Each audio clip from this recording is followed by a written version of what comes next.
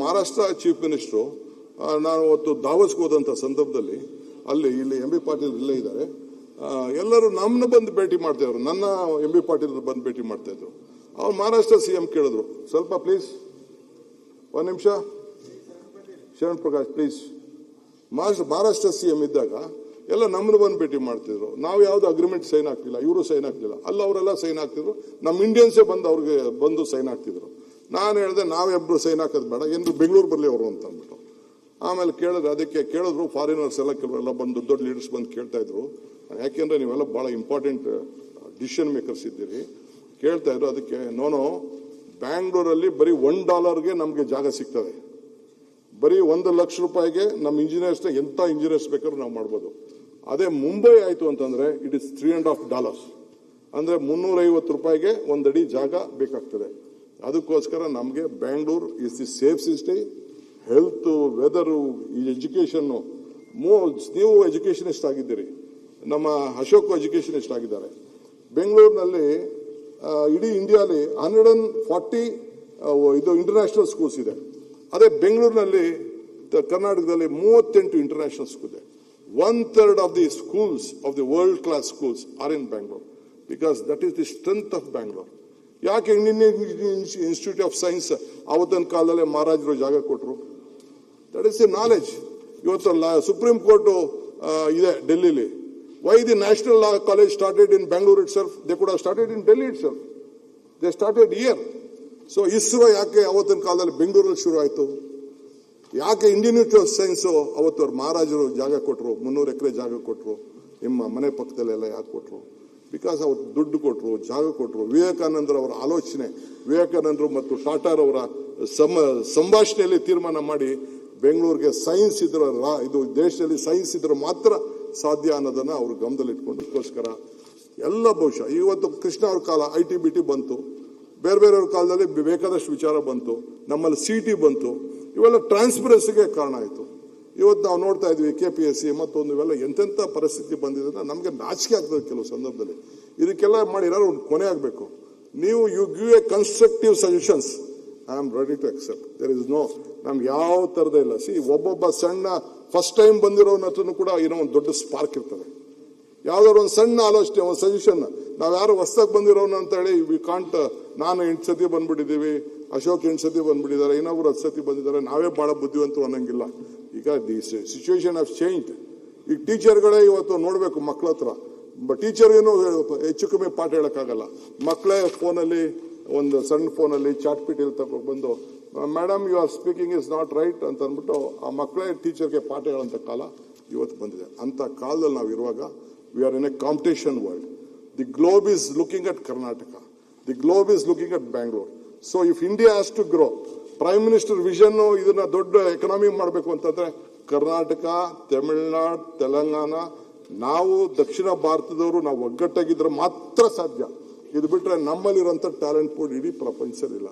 So ಅದಕ್ಕೆ ನಾನು ಹೇಳೋದು, ನೀವು ಹೋಗಿದ್ದೀರಿ, ಎಷ್ಟೋ ಜನ ಫಾರಿನರ್ಸ್ ನಿಮ್ಮ ಮಕ್ಕಳೆಲ್ಲ ಹೊರಗಡೆ ಓದ್ತಾ ಇದ್ದಾರೆ. You see there the second, third fellow in the California is our Indian and Karnataka.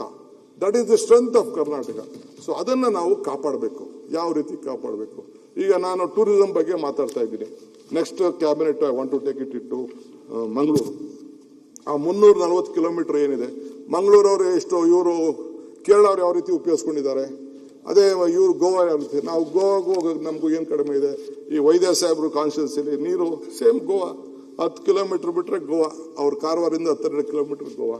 We have not utilise. ಪಾಪ ಮಕ್ಕಳೆಲ್ಲ ಕಾರವಾರಲ್ಲ ಎಲ್ಲ ವಾಪಸ್ಸು ಗೋವಾ ಹೋಗ್ಬಿಟ್ಟಿದ್ದಾರೆ, ಡೆಲ್ಲಿಗೆ ಹೋಗ್ತಿದ್ದಾರೆ, ಮಂಗಳೂರವರೆಲ್ಲ ಹೋಗ್ಬಿಟ್ಟಿದ್ದಾರೆ. ಅದಕ್ಕೆ ಪಾಪ all my friends of Mangaluru they all cooperated, ಅವ್ರು ಬಂದಿದ್ದಾರೆ.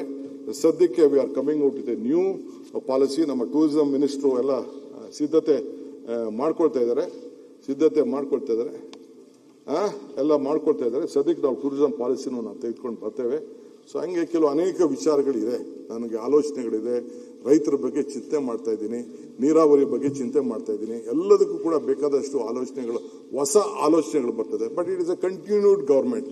ಸಿದ್ದರಾಮಯ್ಯನವರು ಏನು ದಾರಿಲಿ ನಾವಿಬ್ರು ಹೆಜ್ಜೆ ಹಾಕೊಂಡು ಮಾಡಿದ್ವಿ. ಬಟ್ ಯಡಿಯೂರಪ್ಪನವ್ರು ಏನು ಆಲೋಚನೆ ಮಾಡಿದ್ದು ಅದನ್ನು ನಾವು ಬಿಡುದಿಲ್ಲ. ಬೊಮ್ಮಾಯಿನವರು ಏನು ಚಿಂತೆ ಮಾಡಿದ್ದಾರೆ ಅದು ನಾವು ಬಿಡುದಿಲ್ಲ. ಕುಮಾರಸ್ವಾಮಿ ಅವರ ಏನು ಆಲೋಚನೆ ಇದೆ ಅದನ್ನು ನಾವು ಬಿಡುದಿಲ್ಲ. ದಟ್ ಇಸ್ ವೈ ಬಿಡದಿ ಪಾಪ ಅವ್ರು ಹಾಕಿದ್ರಲ್ಲ ಫೌಂಡೇಶನ್.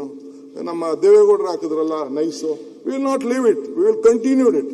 ಏನೋ ತಪ್ಪಾಗಿದೆ, ಲೆಟ್ ಅಸ್ ರೆಕ್ಟಿಫೈಡ್. ಸೊ ಹಂಗೆ ನಾವು ಈ ಸಂದರ್ಭ ನೋಡಿ, ನಮ್ಮ ಸುನೀಲ್ ಅಣ್ಣ ನಗ್ತಾವನೆ. ನಕ್ಬೇಡಪ್ಪ ನೀನು ಭಯ ಆಗ್ತದೆ. ನಿಮ್ಮ ಆಲೋಚನೆಗಳೆಲ್ಲ ನೋಡಿ ಖುಷಿಯಾಗಿ ಇದನ್ನ ಯಾವುದನ್ನು ಮಾಡಕ್ಕೆ ನಿಮ್ ಪಾರ್ಟಿಯವ್ರು ಬಿಡಲ್ಲ ನಿಮ್ಮನ್ನ. ನಿಮಗೆ ಇದು ಅರ್ಥ ಆಗ್ತಾ ಇಲ್ಲ. ಇಷ್ಟೆಲ್ಲ ಅರ್ಥ ಮಾಡ್ಕೊಂಡಿರೋ ಅದೊಂದು ಯಾಕೆ ಅರ್ಥ ಆಗ್ತಿಲ್ಲ ನಿಮಗೆ? ಹಂಗಾಗಿ ಇದು ಆಗಲ್ಲ. ನಿಮಗೆ ಮಂತ್ರಿಮಂಡಲ ಮಾಡ್ಲಿಕ್ಕೆ ನಿಮ್ ಹೈಕಮಾಂಡ್ ನಿಮಗೆ ಬಿಡ್ಲಿಲ್ಲ. ನಿಮ್ ಚಾಯ್ಸ್ ಎಲ್ಲಿದೆ ಹೈಕಮಾಂಡ್? ನಿಮ್ ಮಂತ್ರಿಮಂಡಲದಲ್ಲಿ ನಿಮ್ ಚಾಯ್ಸ್ ಯಾವ್ದು ಹೇಳಿ ನೋಡ. ಹೈಕಮಾಂಡ್ ಯಾವ್ದು ನಿಮ್ಗೆ ಕೇಳೇ ಇಲ್ಲ. ಒಟ್ಟಿ ಅವರೇ ಕಳಿಸಿರೋದು, ನಿಮ್ಗೆ ಯಾವ್ದು ಚಾಯ್ಸ್ ಇಲ್ಲ. ಇದನ್ನೆಲ್ಲ ಮಾಡಕ್ಕೆ ನಿಮ್ಗೆ ಬಿಡ್ತಾರ? ಮಾನ್ಯ ಮುಖ್ಯಮಂತ್ರಿಗಳ ಚಾಯ್ಸ್ ಎಲ್ಲ ರೆಕಾರ್ಡಿಗೆ ಹೋಗುತ್ತೆ ಅಷ್ಟೇ, ಇನ್ಯಾವುದು ಆಗಲ್ಲ. ಗೊತ್ತಿದೆ ನಮಗೆ. ಆಯ್ತಪ್ಪ, ಆಯ್ತು ಬಿಡ್ರಿ. Say, Sunil, I don't believe in reading history. I don't believe in writing history. I believe in creating history. I will do my best. ಯಾವುದು ಸುಲಭವಾಗಂತೂ ಸಾಧ್ಯ ಇಲ್ಲ. ಎನಿಥಿಂಗ್ ಇಸ್ ಎಲ್ಲ ಸುಲಭ. ಈ ಮಧ್ಯ ನಮ್ಮ ಬ್ಯೂರೋಕ್ರಾಟ್ಸು ಅಷ್ಟು ಸುಲಭವಾಗಿ ಬಿಡುದಿಲ್ಲ, ನನಗೆ ಗೊತ್ತಿದೆ. ಕೋರ್ಟ್ಗಳಲ್ಲೂ ಕೂಡ ಬೇಕಾದಷ್ಟು PLಗಳು ಬರ್ತವೆ, ನೀವು ಬೇಕಾದಷ್ಟು ಟೀಕೆ ಮಾಡ್ತೀವಿ. ಎಲ್ಲದೂ ಕಷ್ಟ ಇದೆ. ನೀವು ಮಾಡ್ಬೇಕಾದ್ರೆ, ನಾನು ಮಾಡ್ಬೇಕಾದ್ರೆ. ಈಗ ಇದು ಕುಮಾರಸ್ವಾಮಿ ಅವರು ಬಿಡದಿ ಮಾಡಬೇಕು, 5 ಟೌನ್ಶಿಪ್ ಮಾಡಬೇಕು ಅಂತ ಶುರು ಮಾಡಿದ್ರು. Why could not do it? What was wrong? ಅವ್ರ ಆಲೋಚನೆ ತಪ್ಪು ಅಂತಲ್ಲ. ಈಗ ಮಹಾರಾಷ್ಟ್ರ CM ಈಗ ಈ ಪ್ರಾಬ್ಲಮ್ ಬಂದು ಅಂತೇಳಿ ಏರ್ಪೋರ್ಟ್ ಇಂದ ಆಚೆ 80,000 ಎಕರೆ ಅಕ್ವೈರ್ ಮಾಡ್ತಾ ಇದ್ದಾರೆ. 80,000 ಎಕರೆ. ಮೋದಿ ಸಾಹೇಬರು ಅಲ್ಲಿ ಗಿಫ್ಟ್ ಸಿಟಿ ಅಂತ ಮಾಡಿದ್ದಾರೆ. ನಾನು ಹೋಗಿ ಬಂದೆ ಗಿಫ್ಟ್ ಸಿಟಿಗೆ. ನೀವು ನೋಡಿದ್ರೆ, I think you have heard about that gift city. ನಾನು ಕೇಳಿದೆ, ಸರ್ ನಮ್ ಕೊಡಿ ಅಂದ್ರೆ, ಇಲ್ಲ ಮಹಾರಾಷ್ಟ್ರ CM ಕೇಳಿದಾಗ ಕೊಡಕ್ಕಾಗಲ್ಲ, ದೇಶಕ್ಕೆ ಒಂದೇ ಒಂದು ಎಕನಾಮಿಕ್ ಸೆಂಟರ್, ಅದನ್ನ ಫ್ರೀ ಝೋನ್ ಅಂತ ಮಾಡಿದ್ದಾರೆ. ಸೊ ಹೆಂಗ್ ಮಾಡಿದ್ರು? ಈಗ ಇವರು ಆಂಧ್ರ CM ಒಂದು ಹೊಸದಾಗಿ ಒಂದು ಸಿಟಿ ಮಾಡ್ತಾ ಇದ್ದಾರೆ. ಹೆಂಗ್ ಮಾಡ್ತಾ ಇದ್ದಾರೆ? ಕ್ಯಾಪಿಟಲ್.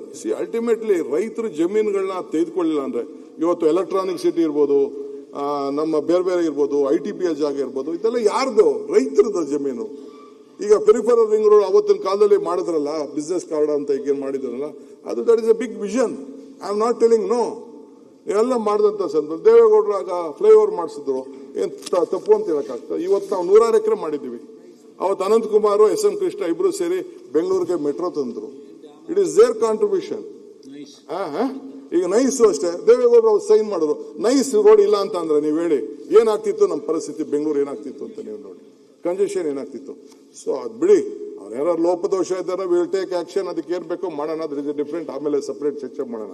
ಸೊ ಹಂಗೆ ನಮ್ಮ ಆಲೋಚನೆ. ಒಂದು ನಿಮಿಷ ಪ್ಲೀಸ್. ಇವೆಲ್ಲದೆಲ್ಲ ಪೂರ್ತಿ ಒಪ್ಕೋತೀನಿ.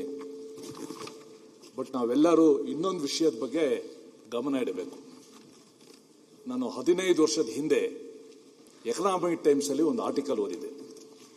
A time will come when we will not produce what we have to eat and we will eat what we cannot produce. Economic Times ಅಲ್ಲಿ